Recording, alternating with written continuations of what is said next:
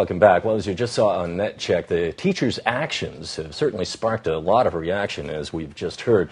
But how are school children viewed today in China, and how does their behavior in the classroom compare with previous generations? That's the question we put to ordinary citizens in today's edition of Straight from the Street. I think most students now are less restrained.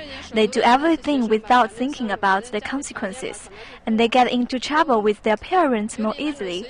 The family environment seems to be very good nowadays, and their parents are too busy to discipline their kids, so the students just do whatever they want. It's more difficult to control the students now than it was in the past. Previously, students were more obedient, but now they are more outspoken. When teachers criticize them, they get angry. This is because parents seldom discipline their kids and spoil them instead.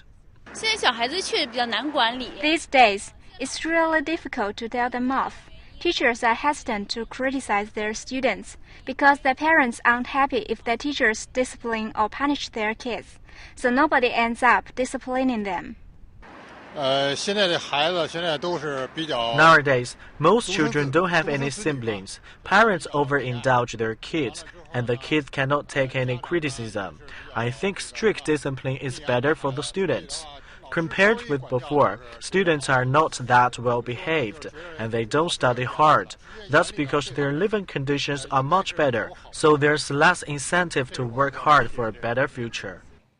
You know, Hal, I think if you ask anyone from older generations about the study habits of younger generations, they inevitably say, we study much harder than the kids of today. It doesn't matter whether it's here in China or elsewhere. Absolutely, but specifically in China, given the one-child policy and the nature of families the way they are today, there could be more of a case to be made. Certainly children in this country do tend to be more spoiled, more overindulged by their parents because there is only one child in the family.